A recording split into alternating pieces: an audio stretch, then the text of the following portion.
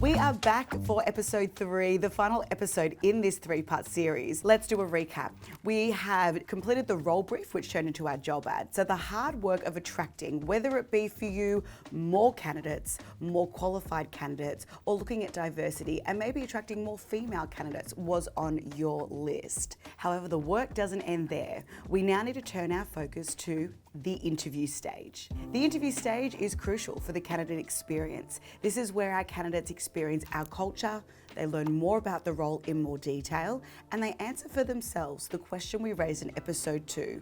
Do I want this role? For us as the employer, this is also our opportunity to showcase our culture, learn more about the candidate. What will they be adding to the team? And can they make the impact that we are seeking by bringing this role into the business? So let's jump into the interview process. Step 1, review the application. This is where we shortlist those CVs that interest us and meet the role brief that we created in episode 1. Next, step 2 is the phone screen. Then, pending on the size of your organisation, we're going to conduct a series of interviews, and we'll talk about that shortly. On screen are the 7 areas we focus on at Pax8 during the phone screening stage. Our phone screens are a video call that take up to 30 minutes, sometimes can be up to 45 minutes to an hour for more senior roles, and they're conducted by our recruitment team. This is where our recruitment team connects with the candidate to see how closely they align to the role brief. If you're a smaller business, and maybe as the business owner, you're responsible for the whole recruitment process on your own, you may not have the time and the resources to conduct a phone screen that is as thorough or lengthy. However, it's highly recommended to still conduct a phone screen to ensure that the candidate's time and yours is not wasted. Once you've conducted the phone screen and fingers crossed the candidate was a great role fit, it's now time to move to interview 1.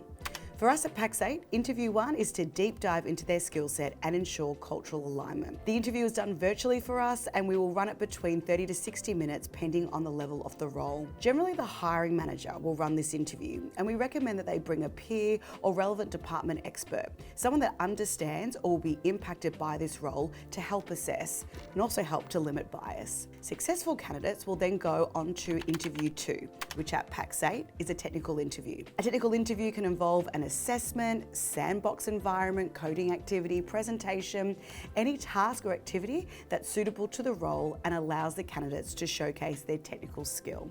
This interview is in person, and it provides a great opportunity for our candidates to tour the office and meet the team. It's a fantastic way for us to end the final interview. It's at this stage that we want the candidate to leave feeling comfortable, that they understand the role in detail, they know who they'll be working with, and hopefully they're excited by the environment and the opportunity at hand. So let's talk about some interview guidelines. How you shape the interview is up to you. Some prefer to do the technical interview first, followed by the cultural interview. Can you do more than 2 interviews? Of course, but let's be clear on the why. Why do we need to do more than 2? Is the reason due to them needing to meet a whole variety of people? Sure. Can we incorporate that instead into a hiring panel to help speed up the process? In a competitive market, we may miss out on quality candidates if our process is too long. So, how long should the recruitment process be? At Pax8, we live by the 4-week rule. 4 weeks to hire, and then for a majority of candidates in ANZ, they will have a 4-week notice period. So here's the breakdown of how those 4 weeks will run. Week 1, job brief, we post the ad and we start to shortlist those CVs. In week 2, we conduct phone screens and commence first round interviews if we're ready. In week 3, we complete interviews 1 and 2. And then week 4 is all about the offer and the background check. So before we close off this 3-part series, let's talk about an important topic in 2025, benefits. Flexibility, whether it's remote, hybrid, flexible working hours. Being able to offer flexibility in 2025 remains as critical as ever. Being able to live the life you love while working and making an income is still the #1 benefits candidates are seeking. 2, the gig economy. According to the United Nations, by 2027, 50% of the global workforce will be involved in some form of gig work, whether that's part-time, freelance, or a side hustle. Gigs provide great opportunities for growing your skill set, your network, and of course, additional income. Health and well-being, parental leave, private health insurance, additional leave, and health and wellness offerings still remain at the top in 2025. It makes sense, right? When we look at flexibility being at the top of the list, that being able to look after ourselves and our family's health is important. Upskilling. According to the World Economic Forum, 50% of all employees will need upskilling or reskilling in 2025.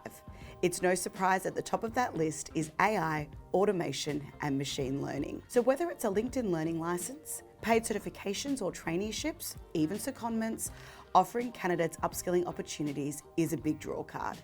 Best of all, offering this benefit is a win, both for the employee and also the business. Lastly, let's talk about benefits themselves. We all know when we review a job offer and we skim through the benefits list that there are always benefits on the list that may not suit our lifestyle or our stage of life. So being able to offer a flexible benefit plan where the employee chooses from a menu of benefits that suit their lifestyle best, that's a fantastic way to attract and retain candidates. Well, that's a wrap on this 3-part talent series. What would you like to see next? Drop your comments below, and we wish you happy recruiting in 2025.